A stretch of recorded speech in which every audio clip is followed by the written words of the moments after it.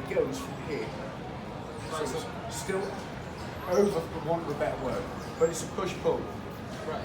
So from your heart, it goes straight. So this one has to slightly drop. So from your heart, it goes straight. So it does come over it, right? It's not side. It's not like it's just directly on that centre line. So if my first punch is going to be in line with my heart, for my second punch to be in line with my heart, that has to drop. So it drops and it goes forward. That has to drop and go forward. Yeah. So rather than looking into the do we go over, because then what will happen is your hand will then start to go as a hammer punch, and then it gets something like animal. If I'm throwing a punch, if I'm throwing punches at him here, and I'm hammer, I might as well do this all day. Yeah, he's probably going to turn around and go, "What you do it here?" Do you know what I mean? So from these positions, if I'm hitting with a straight line from here, I'm looking at moving from here. Yeah, it's just a dead straight line.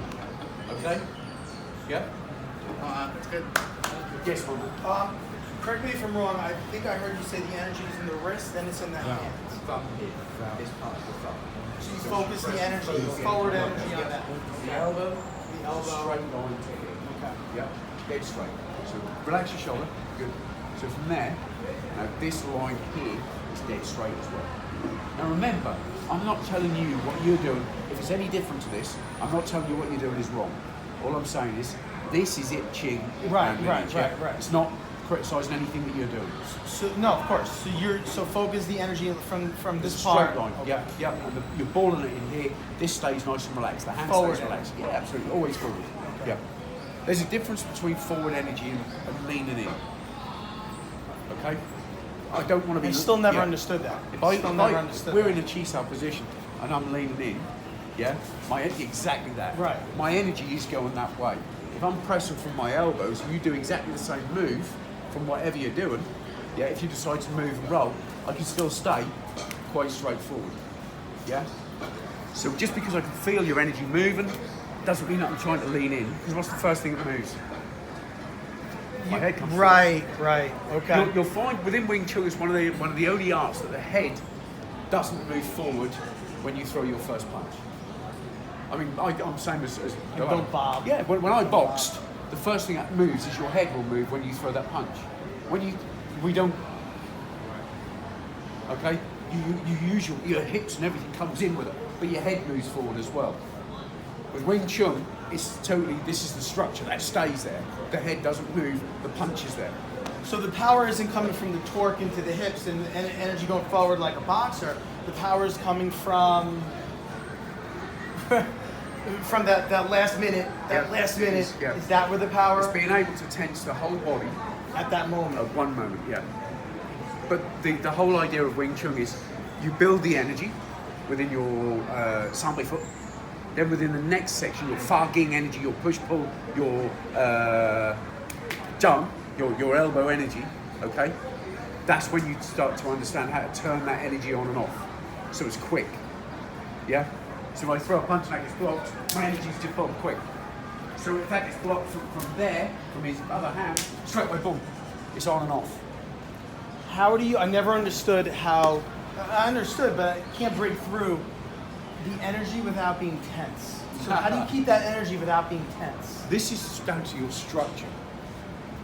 If your structure is correct, because if you think about it, we're trying to work completely and utterly on the triangle. Yeah? If you look at the triangle, the strongest point is from the middle of the base to the point of the triangle. Wherever that is moving, it's the middle of the base to the point of the triangle. So if the elbow is in the middle of the base, it doesn't need the muscular tension. It just has the structural tension. Okay? Now a lot of people don't get that. They use that muscular tension for too long. Yeah, it should just be on and done. If I open a door, I open it enough to be able to walk through. Just open, it's done. That energy was all it needed. I don't go, "Argh!" and then decide to walk through this and try to make a statement. But it's just enough. And I've had so many years of asking Ching so many questions, and that is the answer to so many questions. How much energy do I use? Enough. Do you see what I mean? But within your journey, only you can find that out. I can't say to you it's 75% of what you need or 60% or whatever. It just has to be enough, and you find what's enough for you. And it's going to adjust depending on who Absolutely. you're playing, right? Yeah. Okay, I have a question. Go. You mentioned this part. Jumps up. Jumps out. Yep. And you said there was 4 jumps out. Can you explain that? Yeah, there's one in Tsun out, and I'll explain the 3 when we go into jump. Okay, but the one in Sifu's out. Tsun is a forward energy. Even when from your lance out, which we'll do in a minute, the second section, even from your lance out, I'll adjust everything. I'll show you everything. So from here, when we move, it comes down but forward. Yeah, and it's not a down how we think of down. It's a position from Straight here, there, for your jump out. Like man's out? So basically, jumps up. Okay? Jumps up. Yeah, it is without having the real downward movement. Right, if we go through the second section, then we can go through that. Any other questions? I have a question. Go, yeah, fine. You said the tongue cell is parallel to the ground. Yes. I feel like I'm a really short dude, and most people are going to be. So I feel like it would seem like. What are we doing at the moment? What we doing at the moment?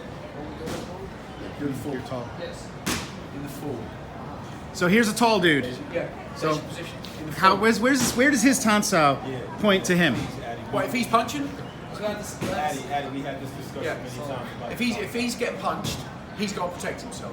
So his tansao is there to protect himself. Now, is a tansao designed to protect your head? No. So why would you use it to protect your head? What's the most natural movement to try and protect yourself? Fax out, builds out, packs out. They're all designed to stop you being hit in the head. Why do I then adjust something to go? Yeah, doesn't have to be. There you go. But if you're going to use time space, well, if it goes out, it's to be there for a split second. So within the form, we understand the position. Within the fighting application, it may be slightly adjusted.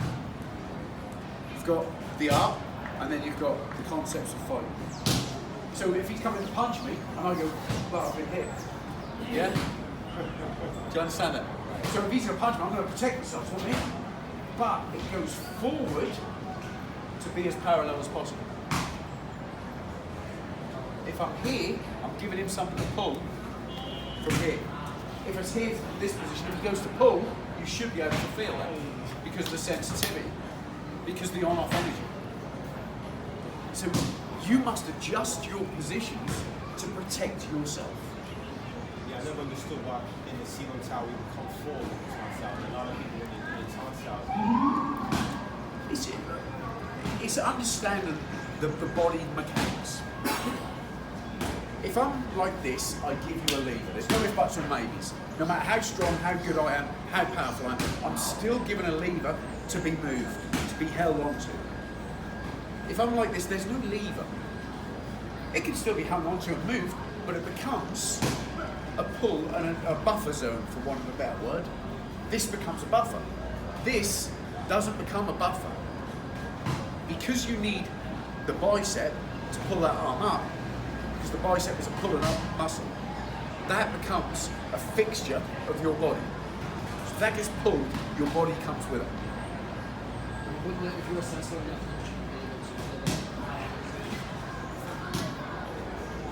I'm going to say something here, and this is one of the things we'll be saying. If my auntie had bollocks, she'd be my auntie. Do you understand that? If is a big word. If can carry on. You punch. Yeah, if that punch was wrong, I could have done this. If I could have done that. If I could have done this. Do you see what I'm saying? So, yes, if you're quick enough and sensitive enough, probably work. But the original technique, that's what you're looking for. But if you then look at what comes with the first section, Chi Dan Sao. Your Chi Dan Sao should be tongue, parallel to the floor. My foot's up, parallel to the floor. So we've got energy. So as you know, palm, my jump is parallel to the floor. There's no movement. Because one of the first things we've all been taught is economy of motion.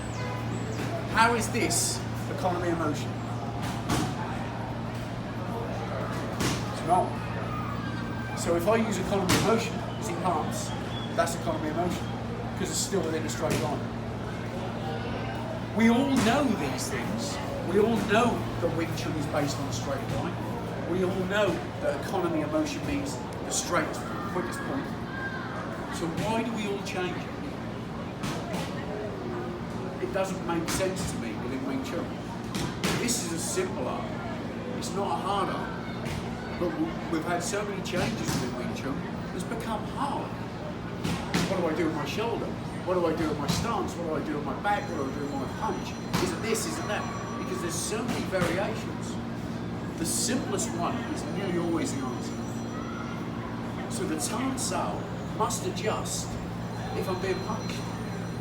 If I'm being punched to the head, why not hack it? Yeah? You mentioned that a bomb sound. Bombs Would be also adjusted. Yeah. Always remember them 3 lines. Nam, Sam, Dantian. Most of your techniques can come from either, depending on where you're being hit. Yeah, if I'm using punch, I can use it against the body. I can use gum sum. Yeah, if I punch it at heart line, I can use gum sum. Can't use it at the head because of the height going over it. But you've got to understand that most of the lines you are covering, you are hitting, you are taking that straight line, straight line, straight line, straight line. Yeah? I'm not looking at that. Sorry. I'm looking at hitting straight forward. Yeah? Because if I hit you in the head, like I said earlier on, your neck muscles come into play. Yeah? Nothing moves from your body.